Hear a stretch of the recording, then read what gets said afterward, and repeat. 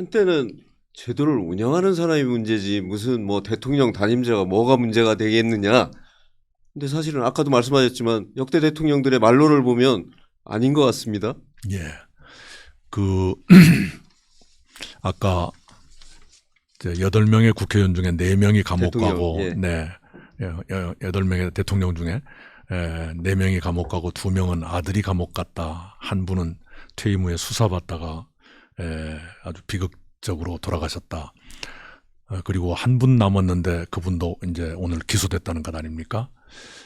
그 아들이 감옥 갔다는 2분이 양김 씨였습니다. 김대중, 김영삼 대통령. 누가 뭐래도 대한민국의 역대 대통령 중에 가장 정치 경험이 풍부하고 민주적인 훈련이 많았던 분들이 그 2분이실 거예요. 근데 그 2분마저도 당신은 그런 불행을 피했다고 볼 수 있지만 자식이 범죄에 연루된 건 막지를 못했거든요. 제가 최근에 어떤 자료를 봤는데요. 김대중 대통령께서 임기 후반기에 분권형 대통령제로 개헌해야 되겠다 하고 지시를 해요. 정균환 국회 운영위원장한테 지시합니다. 그래서 대통령의 지시에 따라서 개헌을 추진하기 위한 소책자를 만들었는데 거기에 이런 대목이 있었어요. 양김 씨는 민주적인 훈련을 받고 민주적인 그 의식이 투철하신 분인데 그분들마저도 자식이 이런 불행하게 되는 것을 막지 못했다. 그게 왜 그럴까? 이 제왕적 대통령제의 폐해, 그것을 자기 혼자는 막았을지 모르지만 그 제도적인 폐해는 못 막은 것 아니냐. 그러니까 개헌이 필요하다. 이렇게 돼 있어요. 지금 우리에게 주는 가르침이 굉장히 큽니다. 양김 씨처럼 민주적으로 잘 훈련되고 경험이 풍부한 분마저도 못한 것이 있었는데 자식이 연루되는 것은 막지 못했는데 지금 지도자들처럼 민주적인 훈련도 안 되고 덕성도 어째 좀 이상하고 절제력이 부족한 것 같이 보이고 이런 사람에게 제왕적 권력이 간다면 어떻겠는가. 그 개인도 불행, 국가도 불행, 그리고 국민들도 불행해질 거예요. 거의 필연입니다. 그래서 그걸 막자는 건데 한사코 지금 거부하고 있으니 아까 불나방 말씀을 드렸는데 불을 보고 덤벼드는 것과 뭐가 다르냐 이런 생각이 드는 거죠. 제가 청와대에 이제 비서실장을 지낸 어떤 정치인한테 들은 얘기인데요. 1년까지 임기 초반이죠. 임기 초반 1년까지는 충원을 하면 뭐 듣기 싫은 소리겠죠. 충원을 하면 아 네가 진짜 충신이다 뭐 이렇게 얘기를 한다고 그러고요. 네. 그리고 이제 2년쯤 되면은 그 듣기 싫은 소리를 하면 충원을 하면 고개가 이렇게 창으로 돌아간답니다. 그리고 3년을 넘기면 핀잔을 준대요. 너나 잘해. 이게 이제 점점 그 구중 궁궐에 갇혀가는 제왕적 대통령의 모습 아닌가. 그리고 그거는 결국 3년 넘기면은 이제는 잘 대중의 목소리도 제대로 안 듣는다 이제 이런 얘기가 되는 거잖아요. 그러니까 결국은 그런 것이 이제 비리로 이어지기도 하고 그렇다고 보는데 총님 뭐 많이 경험하셨을 것 같은데. 네, 권력의 마성이란 게 있어요. 제가 부끄러운 고백을 하나 하자면 저는 민주당 정부는 선할 것이라고 믿었어요. 총리할 때까지. 그런데 세월이 지나고 보니까 권력은 권력이다 하는 생각이 자꾸 들더라고요. 제가 문재인 정부 초기에 청와대 비서관, 행정관 수십 명을 한번 초청해서 저녁을 같이 먹은 적이 있었는데 그 자리에서 제가 그 말씀을 했어요. 내가 기자도 오래 했고 정치도 꽤 했는데 여러분을 보니 권력의 냄새가 나지 않아서 좋다. 그런 칭찬을 해드렸거든요. 그런데 나중에 보니까 꼭 그렇지만도 않았던 것 같아요. 굉장히 자계라는 단어가 있죠. 자기 스스로를 경계하는 그런 자세를 갖춰야 됩니다. 권력이라는 것은 그 누구도 놔주질 않아요. 악마의 유혹 같은 게 있거든요. 거기에 넘어가면 파탄이 오는 거죠.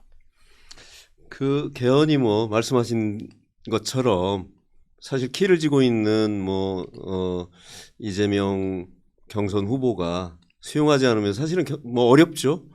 다수가 뭐 찬성한다 해도 결국 키를 쥔 사람이 그걸 용인하지 않으면 받아들이지 않으면 이제 어려운데 총리님이 생각하는 그런 뭐 개헌 구상은 어떤 건가요? 네, 그래서 요즘에 개헌 연대라는 걸 얘기하고 있습니다. 거기 시작부터 의결 정족수를 다 채워가지고 시작할 수는 없는 거 아니에요. 그래, 의회에서 국회에서는 소수이더라도 뜻을 같이 하는 사람들이 연대해서 개헌을 하는 것이 국가를 위해서 필요하고요. 그리고 민주당도 지금처럼 영원히 그러지는 않을 거라고 봐요. 네, 그 시점이 언제나 하는 것은 이제 가봐야 알겠지만, 네. 하여튼 뭐 비상계엄 그리고 이제 탄핵 아주 이런 어처구니 없는 그런 상황으로 인해서 네. 국론이 많이 지금 분열돼 있지 않습니까? 네, 뭐 네, 사분오열돼 있죠. 네, 네. 국민 통합이 그 어느 때보다는 이제 시급한 과제가 돼 있는데 네, 이게 쉽지 않은 것 같습니다. 정치권은 오히려 갈등을 부추기는 이런 상황이고요. 예, 그 총리님의 해법을 듣고 싶습니다. 예, 여러 가지가 있지만 정치의 책임이 가장 크다고 보면 제가 17일 연설에서도 말씀하신 바와 같이 이번에 통합형 지도자가 나왔으면 좋겠다 싶어요. 지금까지 내전의 당사자였던 그 세력이 공격과 수비만 바꿔서 계속 권력을 주거니 받거니 한다면 이 내전은 끝나지 않을 겁니다. 그래서 이번만이라도 통합형 지도자를 뽑고 그리고 대연정을 꾸려서 개헌도 하고 그래서 3년 이내에 물러나겠다. 그 다음에는 이제 정상적인 체제로 가자. 그런 것이 좋을 것 같고요. 그 다음에 통합형 정치도 필요한데 역시 다당제입니다. 그리고 지금 이번에 국힘도 탄핵을 놓고 양분됐잖아요. 아직도 좀 남아있는 것 같은데요. 그런데 지금 민주당은 조금 목소리를 높이는 사람들은 이재명 대표 칭송하는 분들이고요. 이건 좀 아닌데 싶은 사람들은 전부 입 다물고 있잖아요. 양쪽 모두 그런 상태라면 언젠가는 좀 갈라지는 게 차라리 낫지 않는가. 그래서 극단 세력과는 좀 선을 그어 놓는 것이 정치의 파탄을 막는 길 아닐까 싶어요. 뭐 제3지대에서 좀 합리적인 중도가 좀 모이는 뭐 이런 게 필요하다는 말씀인 것 같은데요. 독일을 보면 이렇죠. 유럽 여러 나라의 극우 정당이 선풍이에요. 최소한 제2당, 네덜란드는 제1당이 됐죠. 극우 정당이. 독일에도 극우 정당이 있는데 독일이 다른 유럽 국가와는 비교되는 것이 뭐냐 그러면 극단 세력이 있긴 있으되 독일은 양쪽의 극단 세력, 특히 오른쪽입니다만 그분들이 변방화, 소수화되어 있거든요. 그리고 가운데는 조금 더 온건하고 합리적인 좌우 정당들이 때로는 대연정을 해서 여야가 연정도 하고 네, 이렇게 하고 있잖아요. 그래서 가운데는 합리적인 세력들이 딱 차지하고 극단 세력이 들어오는 걸 이렇게 차단하는 그러다 보니까 안정이 유지되고 그러는 것 같아요. 요즘 지금 이 선거 뒤에는 모르겠는데 그 앞에 신호등 연정이라 그랬고요. 그 정당 상징 색깔로 볼 때 신호등처럼 빨간색, 초록색, 노란색이 연립정부를 꾸렸다 그러면 신호등 연정. 그 앞에 메르켈 총리 때는 자메이카 연정이라 그랬어요.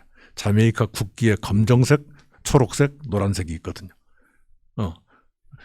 그런 식의 것을 이렇게 관행처럼 하면 안정이 크게 휘둘리지는 않을 것 같은데 우리 한국에서는 그게 쉽게 될지 모르겠습니다. 그러나 쉽지 않더라도 저는 계속 주장을 하려고 그래요.